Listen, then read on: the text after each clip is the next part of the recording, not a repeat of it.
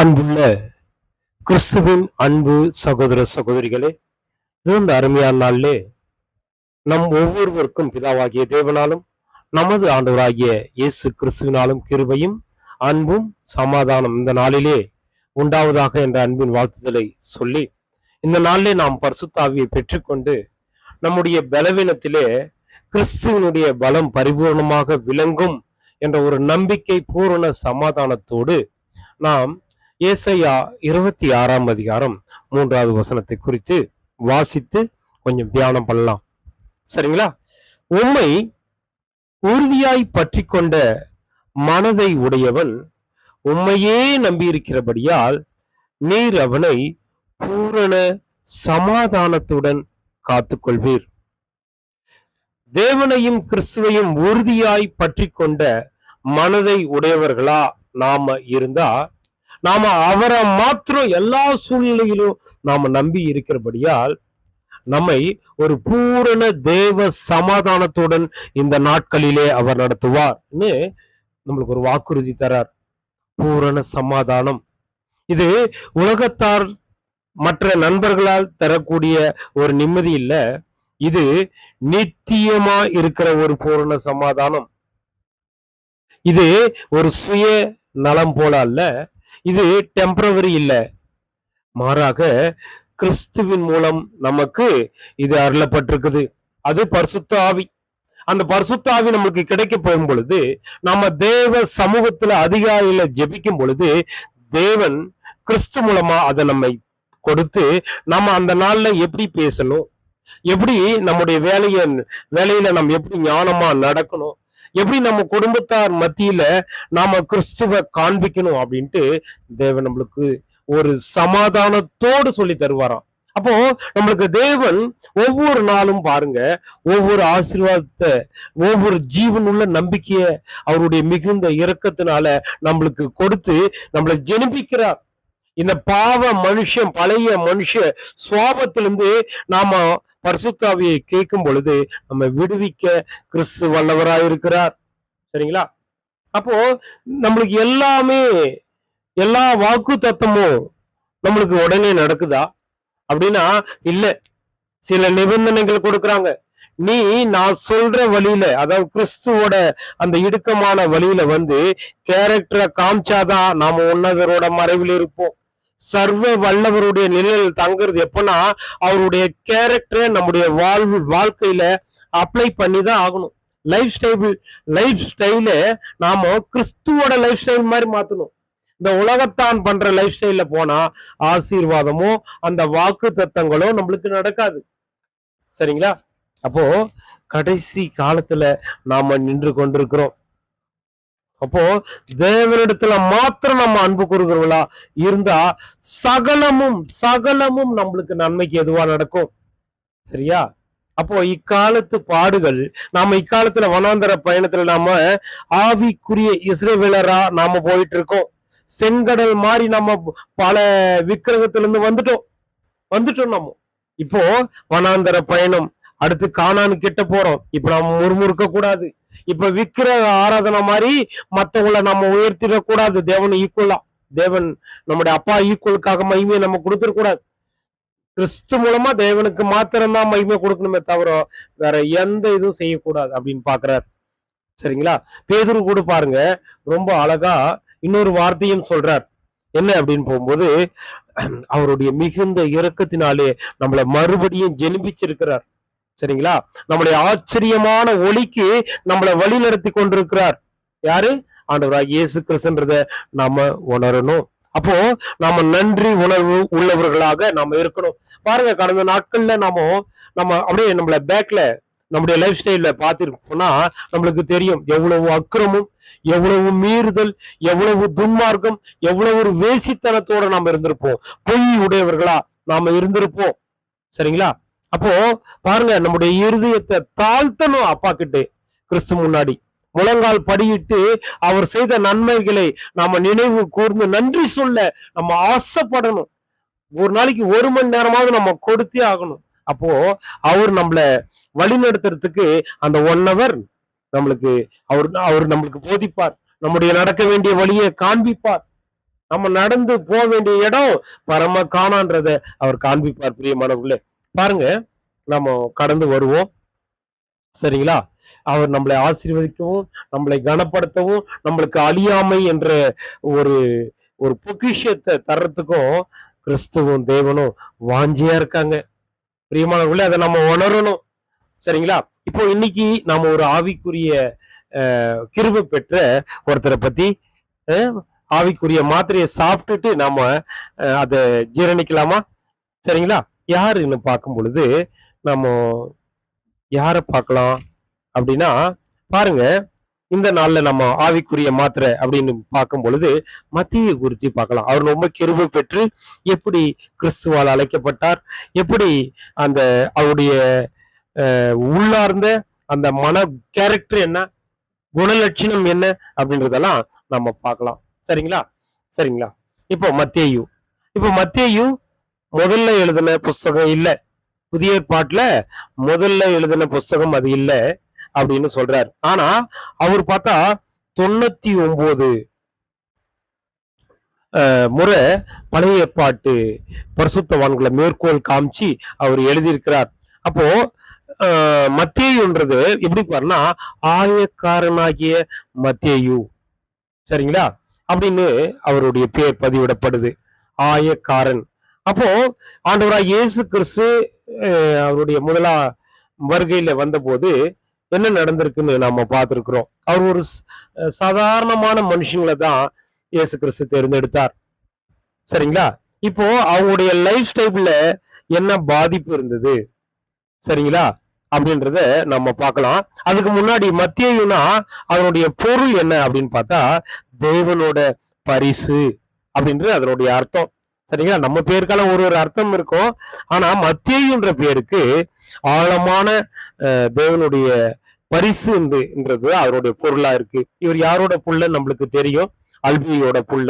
இவருக்கு இன்னொரு பேரும் இருக்கு, லேவி அப்படின்ற பேரும் இவருக்கு இருக்கு. சரிங்களா? அப்ப பாருங்க, இவங்கெல்லாம் நம்ம ஒவ்வொரு ஆவிக்குரிய மாத்திரை மாதிரி இன்னைக்கு இவருடைய லைஃப்ல நம்மளுக்கான பாடத்தை தேவனும் கிறிஸ்துவும் நம்மளுக்கு தராங்க.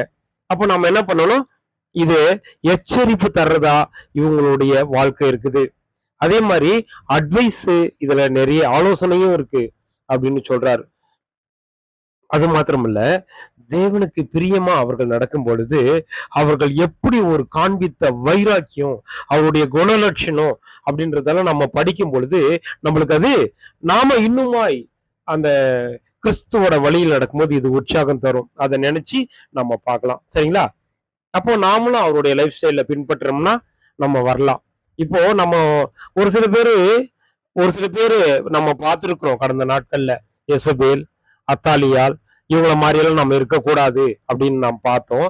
ஆனா மத்தேயுவை பார்க்கும் பொழுது இவருடைய கேரக்டர் மாதிரி நம்ம இருந்தா நாம கிறிஸ்துவோட ராஜ்யத்துல நிக்க முடியுன்றத பாக்குறோம். ஆவிக்குரிய ஜீவித்துக்கு இவங்கெல்லாம் நம்மளுக்கு ஒரு என்ன சொல்றது, பின்பற்றக்கூடிய ஒரு மாதிரிகள் இவங்கெல்லாம்.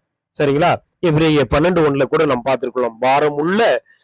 அப்போ நம்மளுக்கு கூட பாருங்க, பாரம் உள்ள பல பிரச்சனைகள் இருக்கும். இவங்களெல்லாம் படிச்சோம்னா அவங்க எப்படி ஜெயிச்சாங்கன்றத, அந்த லைஃப் ஸ்டைல்ல எப்படி கிறிஸ்துவுக்காக வைராக்கியமா இருந்தாங்கன்றத நாம பார்த்தோம்னா நம்மளுக்கு படுற பாடுகள், நம்ம நடக்கிற இந்த வனாந்திர சோர்வுகள்லாம் நம்மளுக்கு இல்லாம போயிடும். அப்போ மேகம் போல திரளான சாட்சிகள் இவங்க.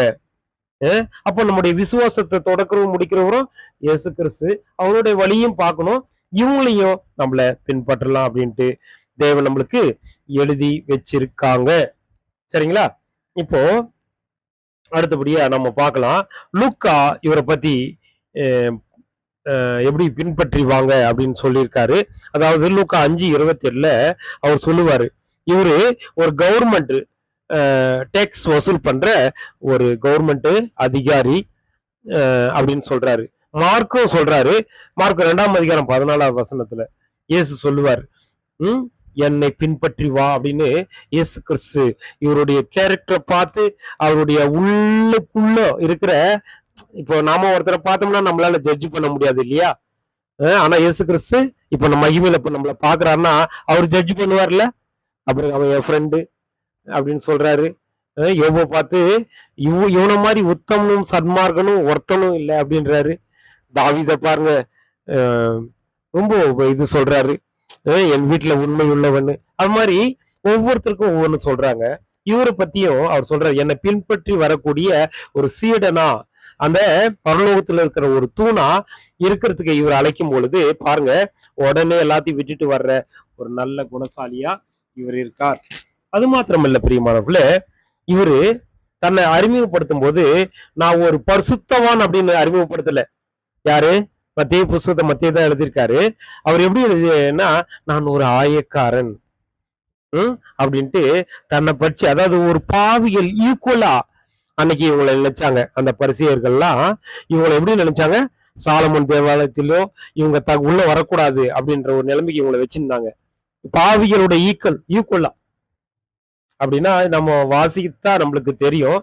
அப்படின்னா எப்படின்னு பார்க்கும் பொழுது மத்திய 9ஆம் அதிகாரம் 10வது வசனம் இதை ரெக்கார்ட் பண்ணியிருக்காரு. அதே மாதிரி 11ஆம் அதிகாரம் 19வது வசனம், மத்திய 21ஆம் அதிகாரம் 31, அப்புறம் 32, லூக்கா 5:1, அப்புறம் லூக்கா 7ஆம் அதிகாரம் 34. இந்த வசனங்களை குறிச்சு எல்லாம் பார்த்தோம்னா ரொம்ப ஆயக்காரர்கள்லாம் ரொம்ப கீழ்த்தரமா பரிசேயர் நடத்தியிருக்காங்க. சரிங்களா? பரிசேயர்ல யூத மக்களே அப்படிதான் நடத்திருக்காங்க. ஏன்னா பாருங்க, லூக்கா 7ஆம் அதிகாரம் 34வது வசனத்தில் கூட இவரு இயேசு கிறிஸ்துவ குறிச்சு கூட இப்படி சொல்லுவாங்க. இவரு என்ன பண்றாரு? ஆயக்காரரோட பாவிகளோட ஃப்ரெண்டு அப்படின்ட்டு இயேசு கிறிஸ்துவ கூட கமெண்ட் பண்ணிருப்பாங்க. சரிங்களா? அப்போ ஒரு மட்டமா இவங்களை நடத்திருக்காங்க. யாரு? இந்த பரிசேயர்கள். சரிங்களா? யூதர்கள்லாம் இவங்களை அப்படி கோயில்ல விட மாட்டாங்க. ஒரு பாவிகள் விபச்சாரிகளுடைய ஈக்குவல்ல இவங்களை நடத்திருக்காங்க. அப்போ அப்பேற்பட்ட ஒரு ஆயக்காரனை தான் யாரு கூப்பிட்டிருக்காருன்னா இயேசு கிறிஸ்து கூப்பிட்டிருக்கார். சரிங்களா? லூக்கா 18:11 கூட பாருங்க, ஒரு பரிசேயன் ஒரு பிரேயர் பண்ணுவான். என்ன பண்ணுவான்? நானு யோகியமான ஆளு மாதிரி, விபச்சாரக்காரர், ஆயக்காரர் மாதிரி, பரிகாரக்காரர் மாதிரி. அது பரிகாரம்னு தெரியல, மற்றவங்க கிட்ட பறிக்கிறவங்க மாதிரி, அநியாயக்காரர் மாதிரி, விபச்சாரக்காரர் மாதிரி, ஆயக்காரர் மாதிரி நான் இல்லை. நான் என்ன பண்றேன்? தசம்பாகம் கரெக்டா கொடுப்பேன் அப்படின்ட்டு ஒரு பரிசேயன் பண்ற அந்த பிரேயரை கூட நம்ம பாக்குறோம். அப்போ யூதர்கள் இவர்களை ஒரு அற்பமா பார்த்தாங்க. சரிங்களா? அப்போ இந்த ஆயக்காரர் யாருன்னு நம்ம பார்த்தோம்னா, யாரு என்று பார்க்கும் பொழுது இவர்கள் யூதர்கள் தான். சரியா? ஆனா ரோமர்கள் இவர்களை ஆட்சி செய்யும் பொழுது இவங்களை அப்பாயின்மெண்ட், யூதர்லயே சில படிச்சவங்களை அப்பாயின்மெண்ட் பண்ணாங்க.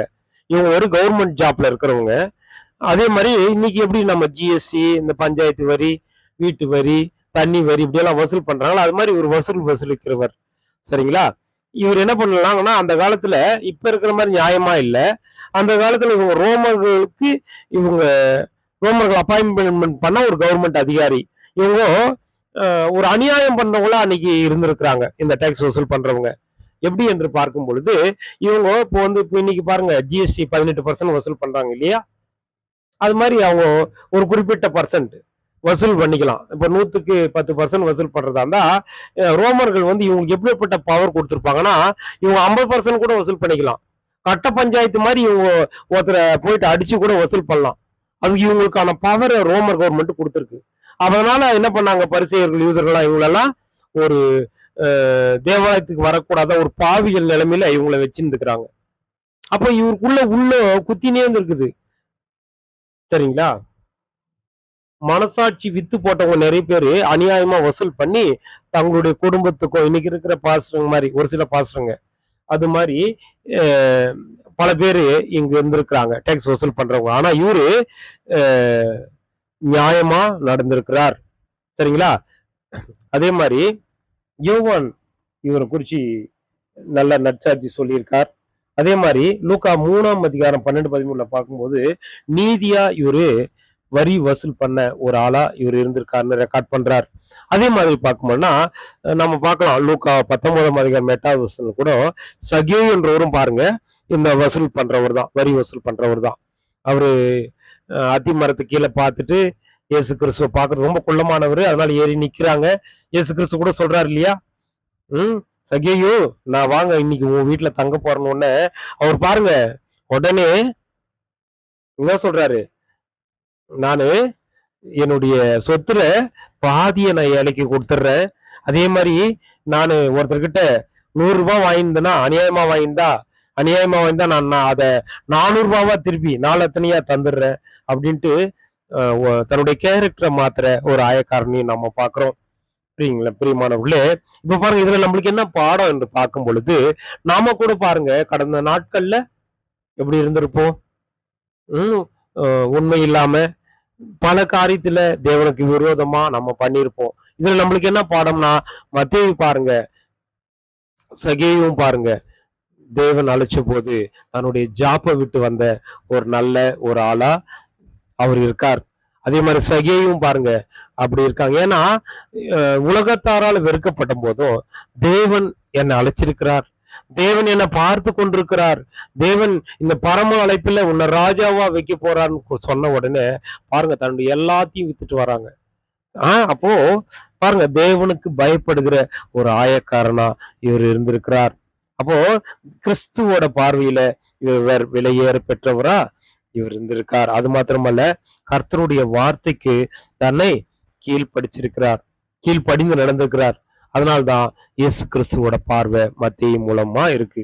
அப்போ பாருங்க, நாமும் தேவனுடைய பார்வை இந்த வசனத்து மூலமா, இந்த யூடியூப் மூலமா பேசும் பொழுது நம்முடைய லைஃப் ஸ்டைல் எப்படி இருக்கு, சரிங்களா, அதை பாக்குறார். முன்னாடி இந்த பழைய வாழ்க்கையவா, இல்ல தேவன் நம்மள அவருடைய நமக்கு சங்கீதம் 55 பாக்குறோம்ல, அவருடைய திட்டத்துல நம்ம பங்கு நிறைவேற்றி கொண்டிருக்கிறோமா, இல்ல முதல்ல மட்டும் அப்படி இருந்து இப்ப பின்மாற்றம் அடைஞ்சிருக்கிறோமா? ஆனா மத்தேயு பாருங்க, பின்மாற்றம் அடையாத ஒரு நபரா வேதத்துல பதிவிடப்பட்டிருக்காரு. அதனால்தான் தேவன் புதிய ஏற்பாட்டுல முதல் புஸ்தகத்துல மத்தேயுவை செலக்ட் பண்ணியிருக்கார். சரிங்களா? பாருங்க, இன்னைக்கு நிறைய பேர் ஒயின் ஷாப்ல வேலை செய்வாங்க, ஆனா தண்ணி அடிக்க மாட்டாங்க. அது மாதிரி ஆயக்கார தொழில அநியாயம் பண்ணவங்க அன்னைக்கு நிறைய பேர் முதலாம் உலகத்துல இயேசு வருகையில இருக்கும் பொழுது. ஆனா இவரு கரெக்டா ஜிஎஸ்டி வாங்கி, கரெக்டா வரி வாங்கி, கரெக்டா உண்மையா இருந்திருக்கிறார். அப்போ எந்த சூழ்நிலையிலும் அவரு உண்மை தன்மை இழக்கல. சரிங்களா? அப்போ அந்த கவர்மெண்ட் ஜாப்ல இருக்கும் பொழுதும், தனக்கு அவ்வளவு பவர் இருந்த போதும், பல சலுகை இருந்த போதும், இயேசு கிறிஸ்து கூப்பிட்ட உடனே, சரிங்களா, அவர் பாருங்க அந்த ஜாப்ப ஒரு எப்படி சொல்றது, ஏதோ மனசு விரும்பாம செய்திருக்காரு மத்தேயு. அந்த டேக்ஸ் வசூல் பண்றது, அந்த ரோமருக்கு வாங்கி வாங்கி கொடுக்கறது. ஆனா இயேசு கிறிஸ்து கூப்பிட்ட உடனே அன்னைக்கு பேர் பல நாள் சோகமா வீட்டுக்கு வந்திருப்பாரு. அவன் மனைவி எல்லாம் கேட்டிருப்பாங்க, ஏங்க அப்படின்னும் போது, என்ன பண்றது, என் தலையெழுத்துன்னு செய்யறேன் அப்படின்னு கூட சொல்லி இருக்க கூடும். ஆனா தேவன் அழைச்சதுக்கு அப்புறம், இயேசு கிறிஸ்து மூலமா தேவன் அழைச்சதுக்கு அப்புறம் அவர் உற்சாகமா வந்திருக்கிறார். அப்போ உலக பிரகாரமா அவர் ரொம்ப சோகமா இருந்திருக்காரு. ஆவிக்குரிய ரீதியில தேவன் இயேசு கிறிஸ்து மூலமா அழைச்ச உடனே ஓடி வந்திருக்கிறார். தன்னுடைய கவர்மெண்ட் ஜாப்பை ரிசைன் பண்ணிக்கிறார். சரிங்களா? இயேசுவை அவர் ஃபாலோ பண்ணி வரும்போது இத பாக்கியமா நினைச்சிருக்கிறார். ஒரு கவர்மெண்ட் ஜாப் போகும் பொழுது நம்மளுக்கு எப்படி இருக்கும்? நம்ம கூட இப்போ ஒரு நல்ல வேலையில இருக்கும்போது அதை விட்டுட்டு தேவன் நம்ம ஊழியத்துக்காக இல்ல வேற எதுனா எல்லாத்தையும் இழக்கணும் போது நம்ம என்ன பண்ணுவோம்? நாம பின்மாற்றம் அடைவோம் நாமெல்லாம். ஆனா அவர் பாருங்க, பின்மாற்றம் அடையல. கூப்பிட்ட உடனே எல்லாத்தையும் விட்டுட்டு இயேசு கிறிஸ்துவோட கூட வந்து தேவனுடைய திட்டத்துல தன்னுடைய பங்கு முழுசா நிறைவேற்றிருக்கார். இப்ப அவர்கிட்ட கூட ஒரு நாம 9 குணலட்சணம் இருக்கு, நல்ல குணலட்சணம். எப்படின்னு பார்க்கும்போது, இயேசு கிறிஸ்து கூப்பிட்ட உடனே பாருங்க, அவர் உடனே வந்துடல. அவர் என்ன பண்ண, கணக்கெல்லாம் செட்டில் பண்ணிட்டு தான் வந்திருக்காரு. பைபிள் அதை ரெக்கார்ட் பண்ணல, ஆனா அது ஆழமா நம்ம தியானிச்சா தெரியும். ஏன்னா எல்லாத்தையும் கணக்கும் ஒப்படைச்சிட்டு வரணும். பாதியிலே விட்டு வந்தோம்னா அது ஒரு நியாயமா இருந்திருக்காது. அதனால கணக்கு ஒப்படைச்சிட்டு தான் வந்துக்கிறார். இயேசு பின்பற்றி வான்னு சொன்னும் போது என்ன பண்ணார்? ஒபே பண்ணார். கீழ்ப்படிதல் அவர்கிட்ட இருந்த முதல் குண லட்சணம். சரிங்களா? அவரு அந்த ஜாப்ப விட்டுட்டு வந்தார். மனதளவுல அவர் ரெடி ஆயிட்டார். சரிங்களா? அதே மாதிரி கடவுளுடைய அன்பை அவர் ருசி பார்த்துட்டார். சரிங்களா? இப்ப நம்மளுக்கு என்ன பாடம் என்னன்னா, புது சிருஷ்டியா நாம வந்திருக்கிறோம். கொஞ்ச நாள் பழைய வாழ்க்கைக்குள்ள போயிட்டு அதுல என்ஜாய் பண்ணிட்டு திருப்பி உள்ள வரக்கூடாது. தேவன் மனதை, அதாவது கிறிஸ்துவனுடைய ரத்தத்தை மெரிக்கிறதுக்கு சமமா அது. அப்ப நான் பாருங்க எப்பேற்பட்ட காரியத்துல நாம நடக்கிறோம்ட்டு. அப்போ ஒவ்வொரு நாளும் நம்ம என்ன பண்ணோம்? புது சிருஷ்டிக்குரிய அந்த கிறிஸ்துவனுடைய கருவை வாங்கினா டே பை டே அது வளர்ற மாதிரி. இந்த உலகத்திலே பாருங்க, ஒரு தாயின் கருவில் வளரும் பொழுது டே பை டே வளர்ந்தே ஆகும். 10 மாசத்துல அது குழந்தை பிறந்தே ஆகணும். ஆனா நாம பாரு, ஞானஸ்நானம் வழியா கிறிஸ்துவோட கருவை உள்வாங்கியிருக்கோம். இன்னைக்கு வளர்ந்துருக்கா சகோதரி? வளர்ந்துருக்கா பிரதர்? வளர்ந்துருக்கா அப்படின்னு பார்த்தோம்னா அதை நாம தான் நம்முடைய மெயின்டு சொல்லும், வளர்ந்துருக்கா இல்லையான்னு. சரிங்களா? வளர்ந்துருக்கணும். பாருங்க, அடுத்தபடியா மத்தேயு கிட்ட காணப்பட்ட ஒரு நல்ல குணலட்சணம், பண ஆசையை வெறுத்தவரா அவர் இருக்கார். சரிங்களா? பண ஆசை எல்லா தீமைக்கும் வேறா இருக்குது. அதுக்காக நம்ம பணம் சம்பாதிக்க கூடாதுன்னு சொல்ல, அது மேலேயே ஒரு எண்ணத்து இருக்கும். ஞாயிற்றுக்கிழமை இல்ல ஓய்வு நாள்ல தேவனுடைய வார்த்தையை கூட தியானிக்காம அன்னைக்கும் வேலை வேலை வேலை வேலை வேலைன்ட்டு ஓடிட கூடாது. பணம் வேணும், சேர்த்து வைக்கணும். நம்முடைய குழந்தைங்க படிப்புக்காக, பிற்காலத்துக்காக அதெல்லாம் சேர்த்து வைக்கணும். எறும்பு கூட பாருங்க, இயேசு கிறிஸ்து உவமையில சொல்லுவார், நீதிமொழியில கூட பாருங்க சொல்லுவார். அதனால சுறுசுறுப்பா இருக்கணும். இந்த பணம் சேர்த்து ஆனா அளவுக்கு அதிகமா அது மேல பற்று உள்ளவரா இருக்கக்கூடாது. பாருங்க, பண ஆசை நிறைய இருந்ததுனால யூதாஸ் பாத்தீங்கல்ல, அவருடைய கதை தெரியும். அப்போ இன்னைக்கு பாருங்க, தேவனுடைய ஊழியத்தை செய்யறதுக்கு நிறைய பேர் வராங்க. எதுக்காக? அது ஒரு பார்ட் டைம் ஜாப்பா யூஸ் பண்ணிக்கிறாங்க. தசம்பாகன்ற ஒரே கோணத்துல பாக்குறாங்க. தேவனை மகிமைப்படுத்துறதுக்காக அந்த சபை நடத்துறதுல நிறைய பேர் தன்னை மகிமைப்படுத்துறதுக்காகவும் தன்னுடைய பேர் பிரஸ்தாபம் ஆயிட்டு தேவனை ஊர்கா மாதிரி தொட்டுப்பாங்க, கிறிஸ்துவ அப்படி தொட்டுப்பாங்க. யார் தேவன்னா இயேசுவே மெய்யான தெய்வம்னு சொல்லிப்பாங்க. நம்மளுக்கு தெரியும் யார் தேவன்ட்டு, யார் தேவனுடைய குமாரன், யார் தேவன். அப்போ அப்படி நாம இருக்கிறோமா அப்படின்னு தேவன் பார்க்கிறார். அப்ப என்ன பண்றோம்? பணத்தாசை இல்லாத இருக்கணும். பாருங்க, தன்னை மறைத்து கொண்டவரா இருக்கிறார். இப்ப அடுத்தபடி என்ன பார்க்கலாம்? ஃபர்ஸ்ட் ஒரு உத்தம இருதயம் அப்படின்ற ஒரு நல்ல கேரக்டர்ல அவர் இருக்கிறார். சரிங்களா? உத்தம இருதயம். அப்போ இயேசு கிறிஸ்து கூப்பிட்ட உடனே பாருங்க, தன்னுடைய உள்ளான மனசுக்குள்ள ஆல்ரெடி ஆதங்கம் அவருக்கால இருந்திருக்கு. இந்த கவர்மெண்ட் ஜாப்ல எவ்வளவுதான் சம்பாதிச்சாலும் தனக்கு நிம்மதி இல்லைன்றதை உணர்ந்திருக்கார். சரிங்களா? அப்போ என்ன பண்ணிருக்காங்க அப்படின்னா, ஒரு தேவன் கொடுத்த அந்த கிருபைய அவர் காத்து கொண்டார். சரிங்களா?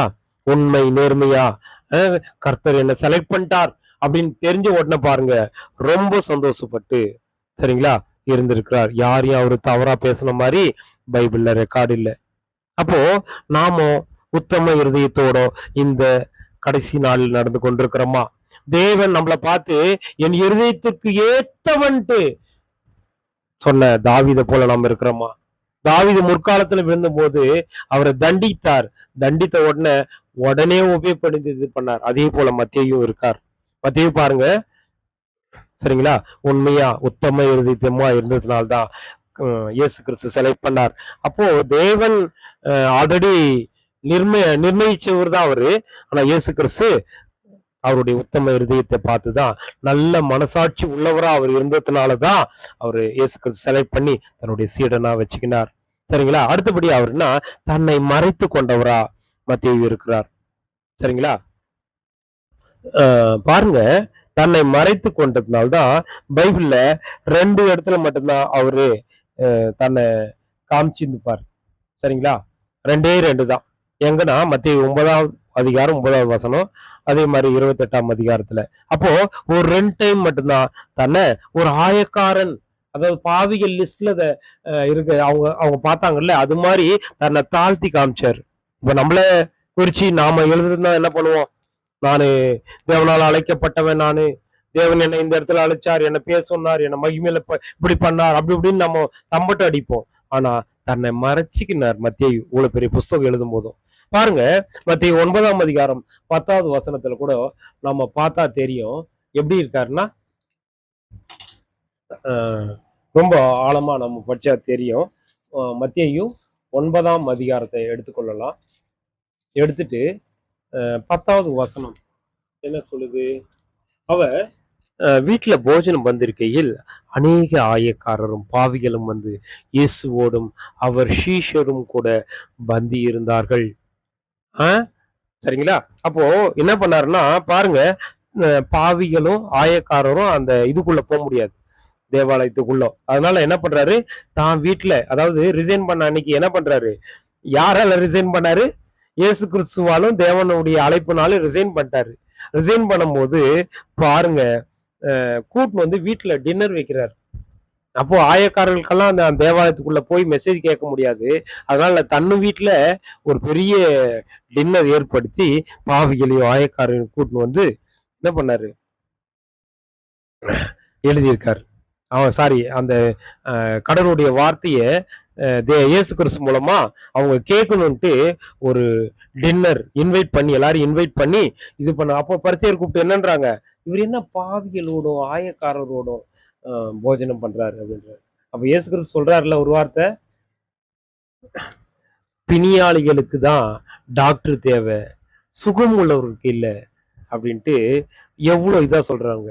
பாவிகளுக்காகவே அவங்க மனம் திரும்புறதுக்காக தான் நான் இந்த உலகத்துக்கு வந்தேன்ட்டு சொல்றார். அப்ப நாம எப்படி இருக்கிறோம்? நாம யாருன்னா இது மாதிரி ஆட்கிட்ட போய் பேசுவோமா? விபச்சாரிக்காரர், ஆயக்காரர், பாவிகள் இன்னைக்கு பாஸ்டர் போய் பேச பேச மாட்டாங்க. டைரக்டா ரகசியமா போய் எதுனா பண்ணுவாங்க.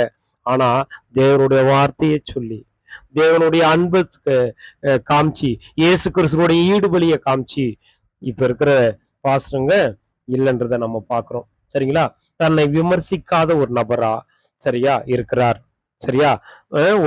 இந்த மோசமான கவர்மெண்ட் ஜாப் வேணாம் அப்படின்ட்டு பாருங்க, பணத்தாசை இல்லாதவரா, உத்தம இருதயம் உள்ளவரா, கீழ்ப்படிதல் உள்ளவரா, ஒபே பண்றவரா இவர் இருக்கிறார். சரிங்களா? அப்ப நாம கூட தேவன் நம்மள பாருங்க ஒரு மேலான சத்தியத்தை கொடுத்து நம்மளை அழைச்சிருக்கிறார். நம்ம தம்பட்ட அடிக்க கூடாது. நான் மற்ற கிறிஸ்தவர்கள் பேர் சபையில் இருப்பாங்கல்ல விற்கிறார், அவங்க முன்னாடி நம்ம தம்பட்ட அடிக்க கூடாது. இது தேவன் கொடுத்த பிச்சை இது. ஆனா மகிமையில இது பெரிய சம்பத்தை சேர்க்கும் நாள் இது. அதை நம்ம உணரணும். சரிங்களா? அதனால நம்ம எப்பவுமே தம்பட்டம் அடிச்சிடக்கூடாதுன்றதையும் தேவன் நம்மளுக்கு எச்சரிக்கையா சொல்றார். சரிங்களா? அதனால நம்ம என்ன பண்ணோம், அவருடைய கிருபையினுடைய காலத்துல இருக்கிறோம். தன்னை மறைத்து கொண்ட மத்தேயு போல நாம இருக்கணும். சுய பெருமை இல்லாதவனாய் இருந்தார் மத்தேயு, அதே மாதிரி நாமளும் இருக்கணும். சரிங்களா? என்னை நம்பி இந்த பொறுப்பை கொடுத்துக்கிறார். நம்மளை நம்பி ஜீவ கிரீடத்தை, அழியாத கிரீடத்தை அங்க வச்சிருக்கிறார். அதை இழந்து போகாத மாதிரி நம்ம ஒவ்வொரு நாளும் நடக்கணும். தன்னை மறைத்து கொண்ட மத்தேயு போல நாம இருக்கணும். அதே மாதிரி அடுத்தபடியா அவர் என்ன பண்றாருன்னா, மத்தேயு தனக்கு கிடைச்ச தாளந்த அவர் யூஸ் பண்றார். தனக்கு கிடைச்ச செல்வாக்க அவர் யூஸ் பண்ணி என்ன பண்றாரு, ஆயக்காரரை எல்லாரும் இன்வைட் பண்ணி இது பண்றாரு. பாருங்க, நாம என்ன பண்றோம், ஏதோ நம்மளுக்கு தேவன் கொடுத்த தாளந்த பாருங்க, அவர் என்ன பண்றாரு, இன்வைட் பண்ணி யாரால ஜாப் போச்சியோ அந்த கவர்மெண்ட் ஜாப் போச்சோ அவரவே இன்வைட் பண்ணி என்ன பண்றாரு, ஒரு உண்மை நிலையில இருக்கிறார். உண்மை நிலையை தேவன் முன்னாடி மத்தேயு காண்பிக்கிறார். சரிங்களா? நாம கூட அப்படி உண்மை நிலையை காமிக்கணும். நமக்கு கிடைக்கிற தாளந்தை வச்சு நம்ம தேவனுடைய ஊழியத்தை செய்ய, அதாவது மத்தவங்க முன்னாடி உண்மையை காமிக்கணும். ஃபர்ஸ்ட் குடும்பத்துல, ரெண்டாவது சபையில, மூணாவது உலகத்துல. அப்போ எல்லா இடத்துலயும் உண்மை நிலைமையை காமிச்சா நம்மளுடைய சுவாபம் மட்டும் மாறும். கிறிஸ்துவனுடைய சாயல் தானா வந்துடும். தானா நமக்குள்ள ஊற்று பெருக்கெடுத்துக்கிற மாதிரி வரும். சரிங்களா? அப்போ இந்த 3 இடத்துல நம்ம காமிக்கணும். அதே மாதிரி நம்முடைய மாம்சத்துல நம்ம அடக்க தெரியணும். பழைய மனுஷன் எழுந்து வராத மாதிரி, திரும்பி பின்மாற்றத்துக்குள்ள போய் கிறிஸ்துவ மறுதளிக்காத மாதிரி நம்ம நடக்கணும். அதே மாதிரி நம்முடைய மாம்சம், அடுத்து நம்முடைய சகோதர சகோதரிகள் இச்சைக்குரிய காரியமா இருந்தா நம்ம விலகி இருக்கணும். அதே மாதிரி விழுந்து போன தூதர்களும் நம்மளை நோட் பண்ணி இருக்கிறாங்க. அப்போ நம்ம உண்மையா இருக்கணும். சரிங்களா? நம்முடைய ஒர்க்கருடைய மத்தியிலையும் இவர் தான் எனக்கு நல்ல ஓனர், இவர் தான் என்னுடைய நல்ல ஒரு கூட வேலை செய்யற தோழன்ற மாதிரி பேரு வாங்கணும். லேடிஸ் முன்னாடியும் மற்றவர்கள் முன்னாடியும் பெருமை இல்லாம தாழ்மை உள்ளவர்களா இருக்கணும். மற்றவருடைய உணர்வுகளை புரிந்து கொள்ளக்கூடிய பிள்ளைகளா நாம இருக்கணும். பாருங்க, நம்ம கூட அப்போஸ்தலர் 1:8 பாக்குறோம். பரிசுத்த உங்களிடத்தில் வரும்போது நீங்க என்ன பண்ணோம், எருசலேமிலும் யூதேயாவும் சமாரியாவிலும் நீங்க சாட்சிகளா இருப்பீங்கன்ட்டு இயேசு கிறிஸ்து அங்க அவங்களுக்கு எச்சரிக்கை பண்றார். அதுல நல்ல ஒரு சாட்சியா வாழ்ந்து மரித்தவர் மத்தேயு தான். சரிங்களா? மத்தேயு ஒருத்தர். சரிங்களா? எருசலேம் அப்படின்னா நம்முடைய வீடு, யூதேயா அப்படின்னா நம்முடைய சுற்றுப்புறத்தார், சமாரியானா புறஜாதி. அப்படி இதனுடைய பொருள் இது. அப்போ சாட்சியுள்ள வாழ்க்கையை மத்தேயு வாழ்ந்தார். அது மாத்திரமல்ல, அடுத்த குணம் அவருக்கு என்ன பார்க்கும்போது, ஃபேமிலி மத்தியில அவரு ஒரு சாட்சியா இருந்தார். கவர்மெண்ட் ஜாப் இல்ல. தன்னுடைய மனைவி பாருங்க, ஆஹ் மனைவி கிட்டையும் பிள்ளைங்க கிட்டையும் ரொம்ப உண்மையா இருந்தார். அதனாலதான் பாருங்க, ரிசைன் பண்ணிட்டு வந்ததுக்கு அப்புறம் ஒரு விருந்து வைக்கிறார். ரிசைன் பண்ண உடனே ரிட்டையர் ஆனதுக்கு அப்புறம் விருந்து வைக்கிறது வேற. நல்லா இருக்கும்போது ஒரு விருந்து வைக்கிறாரு. சாரி, என்ன சொல்றது, நல்லா இருக்கும்போது நல்ல கவர்மெண்ட் ஜாப்பை விட்டுட்டு அடுத்து ஒரு வருமானம் இல்லை, அப்படி இருக்கும்போது விருந்து வச்சா வைக்கிறார். அந்த மனப்பக்குவம் பாருங்க மத்தேயு கிட்ட இருந்திருக்கு. பிரியமானவர்கள, அப்ப நாம பாருங்க, அவர் மத்தேயு தன்னுடைய ஒய்ஃப் பாருங்க, அவர் குடும்பத்துல அவர் உண்மையா இருந்தனால ஒய்ஃபும் அந்த விருந்துக்கு சம்மதிச்சிருக்காங்க. சரிங்களா?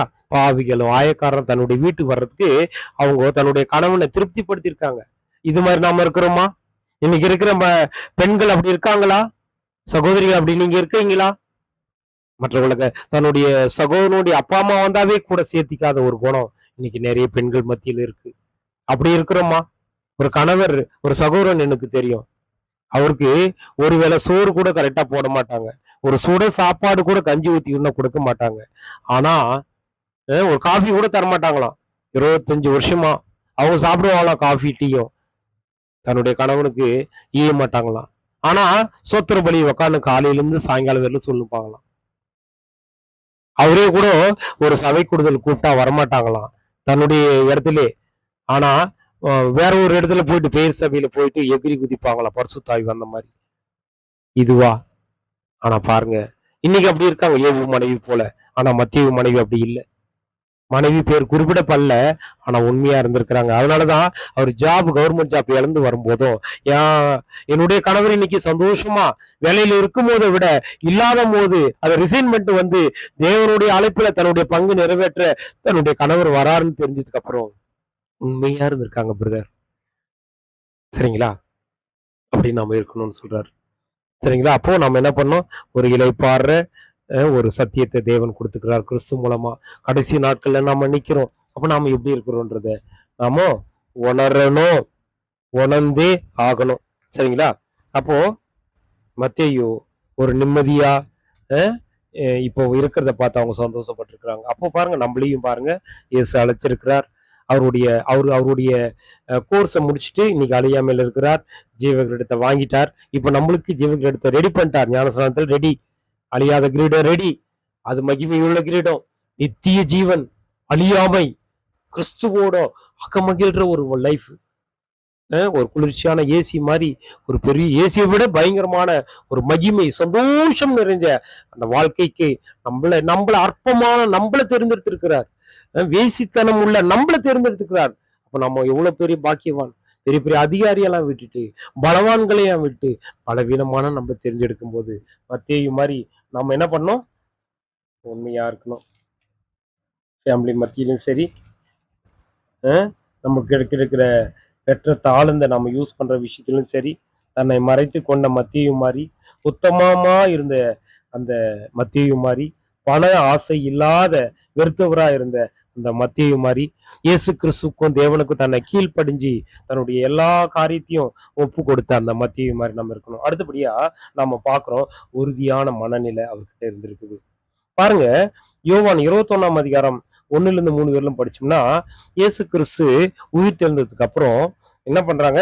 பேதுரு மீன் பிடிக்க போயிடுறாங்க, தோமாவும் போயிடுறாரு, நத்தாலியேல், செபதேயு மக்கள், யோவான், யாக்கோபு, இவங்க 7 பேரும் திருப்பி இயேசு கிறிஸ்து தான் மறிச்சு உயிரோட இருந்து போயிட்டாரு, இதுக்கப்புறம் என்ன பண்றது அப்படின்ட்டு நாம பழைய தொழில தான் பொழப்புக்கு போயிடலான்னு பின்மாற்றம் அடையும் பொழுதும் மத்தேயு பாருங்க பின்மாற்றம் அடையல.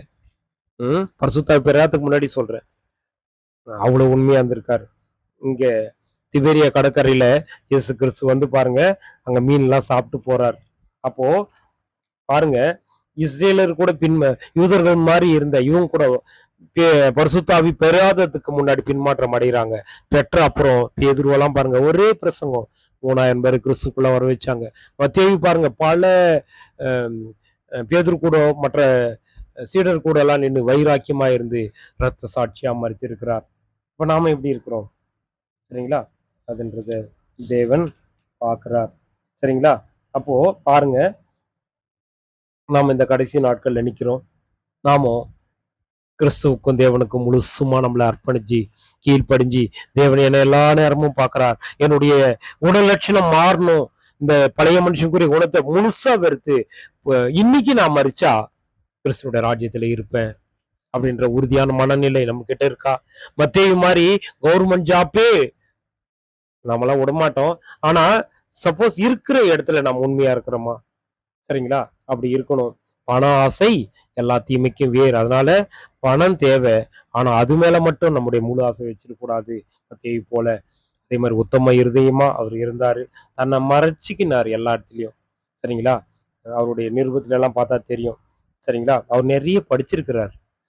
அதனாலதான் 99 தடவை மத்தேயு புஸ்தகத்துல பார்த்தோன்னா பழைய ஏற்பாட்டு பரிசுத்தவான்களை அவர் மேற்கோள் காமிச்சு காமிச்சு காமிச்சு அதை எழுதியிருப்பார். அதனால அவர் வேதம் வாசித்திருக்கிறார். அவருடைய தாளந்தை யூஸ் பண்ணி கிறிஸ்து பிரசங்கம் பண்ண ஒரு விருந்தை ஏற்பாடு பண்ணவர். அது மாதிரி நாமளும் தேவன் இந்த நாள்ல சொல்றார், நாமளும் நம்முடைய தாளந்தை யூஸ் பண்ணி தேவனுக்கு சாட்சியா கிறிஸ்துவுக்கு மகிமையா நம்ம நிக்கணும். அப்புறம் ஃபேமிலி மத்தியிலும் நம்ம உண்மையா இருக்கணும். வேத தியானம் டெய்லி பண்ணணும். உறுதியான மெயின் இருக்கணும் அப்படின்ட்டு இந்த நாள்ல நம்மளுக்கு பண்றாரு. அப்ப நான் என்ன பண்ணோம், ஏசாயா 40:31 மாதிரி கர்த்தருக்கு காத்து இருக்கிறவர்களா நாம இருந்தோம்னா நாம புது பலன் அடைந்திருக்கிறோம். கழுகுகளை போல செட்டைகளை அடித்து எழும்பக்கூடியவர்கள் நாம. அவர்கள் ஓடினாலும் களைப்படும், நாம நடந்தாலும் சோர்வடைய மாட்டோம். எப்போ கிறிஸ்துவோடைய வார்த்தையை உள்வாங்கி நம்முடைய கேரக்டர்ல காமிக்கும் போது பிரதர் நம்மள தேவன் உயர்த்துவார். சரிங்களா? அப்போ நம்ம என்ன பண்ணோம், ஒவ்வொரு நாளும் நாம கிறிஸ்துவனுடைய கிருபையினுடைய காலத்துல இருக்கிறோம். லாஸ்ட் பெல் அடிச்சிடுச்சு, விசுவாச கப்பல் தொடங்க ரெடி ஆகி கிளம்ப போகுது, அலாரம் மஷினுக்குது, ஓடி வந்து ஏறணும். புத்தியுள்ள கன்னிகையா நாம இருந்தோம்னா ஓடி வந்துடணும். கிருபையினுடைய கடைசி காலம், அவருடைய இறக்க முடிகிற ஸ்டேஜ். அப்போ அவர் உறுதியாய் பற்றி கொண்ட மனதை உடையவனா நம்ம இருக்கிறோமா? மத்தேயு போல உறுதியாய் பற்றி கொண்ட மனதை உடையவங்களா, உத்தம இருதயம் உள்ளவர்களா நம்ம? உலகம் தரும் சமாதானம் அல்ல, அது தற்காலிகம். இந்த உலகத்துல இருக்கிற ஆசை, உலகத்துல இருக்கிற இச்சை, உலகத்துல இருக்கிற பெருமை எல்லாம் கொஞ்ச நாள். தேவன் சில நிபந்தனையை கொடுத்துக்கிறார், அவர் வாக்கு தத்தம் நமக்குள்ள கிரியை பண்ணோம்னா. அப்ப என்னது? சாந்தமும் மனத்தாழ்மையும் கிறிஸ்து கிட்ட கத்துக்கினா போதும். சரிங்களா? அவரு இந்த பரிசோதனையுடைய காலத்துல நம்மள என்ன பண்ணுவாரு? ஆசீர்வாதத்தை மட்டும்தான் நம்மளுக்கு தருவார். அப்போ கிறிஸ்து மீது மத்தேயு எப்படி தேவன் மீதும் கிறிஸ்து மீதும் வாஞ்சியா இருந்தாரோ அந்த உத்தம இருதயத்தோட நாம இருக்கணும். தன்னை தான் நாம மறைச்சிக்கின்னு நம்மளை தன்னைத்தான் நம்முடைய சகலமும் நம்மளுக்கு நன்மைக்கு ஏதுவாதான் நடக்குதுன்றத உணர்ந்த பிள்ளைகளா நம்ம தியாகம் நிறைந்த உள்ளத்தோடு, சரிங்களா, ஒவ்வொரு மணி துளியும் நம்ம வேஸ்ட் பண்ணாம நம்ம உடன்படிக்கை செய்து கொண்டிருக்கிறோம். தகப்பனே உமது திட்டத்துல என் பங்கு நிறைவேற்ற வந்திருக்கிறோன்றத நம்ம உண்மையா உபே பண்ணா போதும். சரிங்களா? அதனோட பொருத்தனைய நாம செஞ்சு முடிக்கிற பிள்ளையா இருக்கணும். ஏதோ ஒரு நாள் தியாகம் பண்ணிட்டு இல்ல வருஷத்துக்கு ஒரு தாட்டி அந்த ராபோஜனத்துல மட்டும் பஸ்காவை இது பண்றது கிடையாது. மரண பரியந்தம், முடிவு பரியந்தம் நிலை நிற்பவனே ரட்சிக்கப்படுவான். அதனால சோதனை கொஞ்சம் தான், பலத்துலதான் தேவன் சோதிப்பார். பலவீனத்திலையும் சோதிக்கிறவனால அவன் 2ஆம் எஜமான். அவனுக்கு நம்முடைய காரியத்தை விட்டுறக்கூடாது. தேவ வசனம் காட்டுற வழியில மத்தேயு நடந்தார். இயேசு கிறிஸ்து அழைச்ச போது கடைசி வரை உண்மையா இருந்து இரத்த சாட்சியா இருந்த மத்தேயு போல நாமும் அவருடைய அந்த தியாகத்தை பின்பற்றி இயேசு கிறிஸ்து வழியில நாம நடக்கணும். மத்தேயும் அவர் வழியில் தான் நடந்தார். அவருடைய இந்த கதாபாத்திரம் நமக்கு ஆவிக்குரிய மாத்திரை நம்மளுக்கு பிரயோஜனமா இருந்திருக்குன்னு நான் நம்புறேன். சரியா? கிறிஸ்து தான் இதை இப்பேற்பட்ட காரியத்தை கொடுத்து நம்ம ஒவ்வொரு நாளும் வழி நடத்தி கொண்டிருக்கிறார். பிரியமானவர்களே, நம்ம கடைசி காலத்துல நிக்கிறோம் என்பதை உணர்ந்து பொறுமையோட, சாந்தத்தோட, மனத்தாழ்மையோட, விசுவாசம், நம்பிக்கை, அன்போட தொடர்ந்து நடப்போம். மத்தேயு போல ராஜ்யத்தை சுதந்திரித்துக் கொள்ள கிறிஸ்துவும் தேவனும் நம்ம வழி நடத்துறாங்க. சரிங்களா? பொறுமையோடு கேட்ட உன்னையும் எங்களையும் தேவன் தாம் ஆசீர்வதித்து பரலோக ராஜ்யத்தில் நாம் சேரும் வரை, அந்த முடிவு ஜீவ கிரீடத்தை பெறும் வரை நம்மை வழிநடத்தி ஆசீர்வதித்து நம்மை பாதுகாக்க நம்மை ஒப்படைப்போம். பொறுமையோடு கேட்ட உங்களையும் என்னையும் தேவன் ஆசீர்வதித்து வழிநடத்துவாராக. ஆமேன்.